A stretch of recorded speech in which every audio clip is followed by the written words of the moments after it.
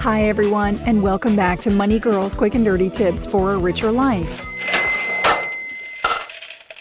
I'm your host, Laura Adams. This week, I'll be answering a voicemail question about how to know if you should refinance your mortgage. Hi, Money Girl. I have a quick question about taking a home mortgage. If I were interested in getting a lower interest rate on my home by refinancing my mortgage, but I still plan on moving out of my home in about 2 or 3 years, does it actually make sense? What type of things would I want to actually consider before taking the plunge and refinancing? Anyways, thank you. My name is Ben. Ben, I appreciate you calling in with your excellent question. It's a perfect time to talk about refinancing because right now interest rates are low. An interest rate is simply the cost of money. Rates in the U.S. fluctuate according to the monetary policy of the Federal Reserve, which is our central bank. When interest rates are low, money's on sale, as strange as that sounds. Banks should display a big banner on their front door or website that reads, "Bargain basement prices on dollars," or "We sell money cheap," because that's exactly what happens when interest rates go down. Low rates are great for borrowers, but not so good for lenders. Back in podcast 150, I discussed how low interest rates put a squeeze on your savings, and I gave tips on where to find the highest rates. When you put your money in a savings account, money market deposit account, or a CD, you're the lender.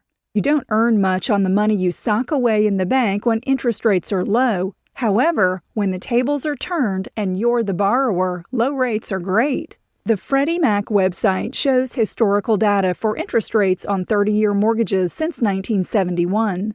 I'll include a link to that information on the blog at moneygirl.quickanddirtytips.com. In October of 2009, the average for a fixed-rate 30-year mortgage was 4.98%. A year earlier, the same loan was 6.2%, and 10 years earlier, it was 7.85%.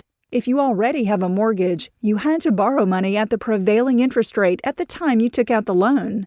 Other factors influence the rate you were offered too, such as your credit score and the amount of your down payment. But the going interest rate is always the most important factor for a mortgage.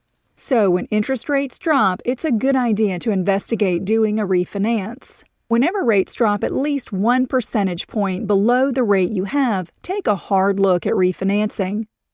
Before I answer Ben's question about what needs to be considered before jumping feet first into a refinance, let me make sure you understand what happens when you do one.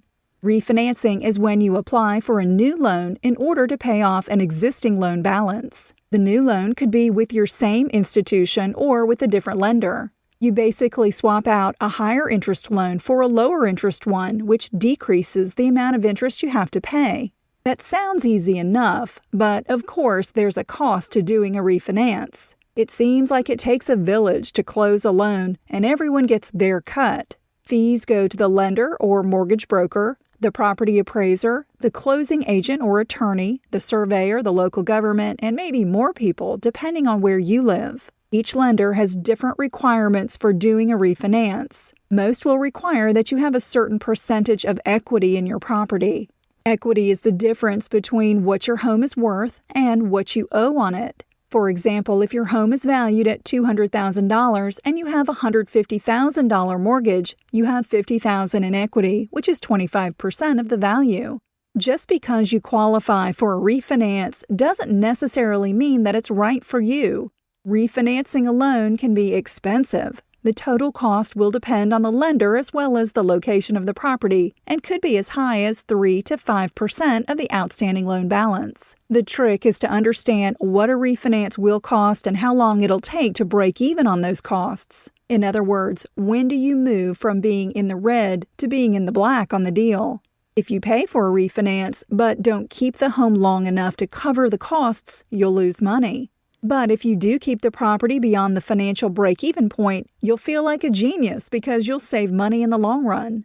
You may be able to roll closing costs for a refinance into the new loan, which means you would have nothing or little to pay out of pocket.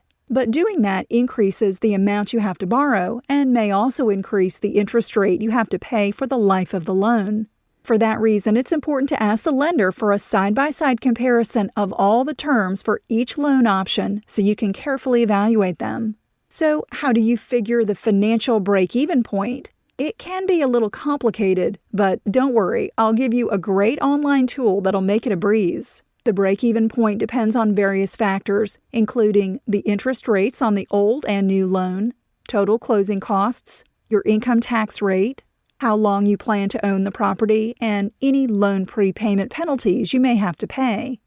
Then my recommendation is to use the Refinance Break-Even Calculator at dinkytown.com to help determine if refinancing makes sense for your situation.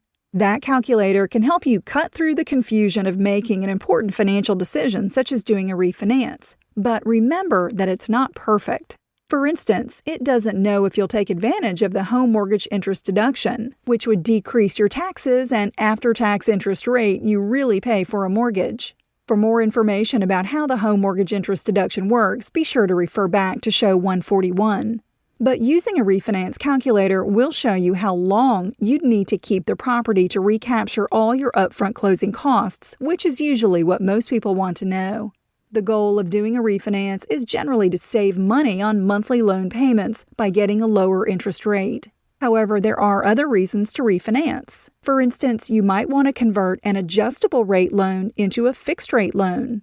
That would lock in a low rate if you believe interest rates are going to rise. Or you might want to cash out equity that you've built up in a property to pay for something like a remodeling project or the cost of education for you or a child. Whatever your reason for doing a refinance, be sure to carefully weigh all the costs against the savings you expect to receive. If you're not already subscribed to the Money Girl podcast in iTunes, try it out. Go to iTunes.com, download their fantastic free program, search for Money Girl in the iTunes store, and hit the subscribe button. It's free, and make sure that you'll get each new episode as soon as it's released. You'll find all my contact information and links to connect with me on Facebook and Twitter in the Money Girl section at quickanddirtytips.com. I'm glad you're listening. Cha-ching! That's all for now, courtesy of Money Girl, your guide to a richer life.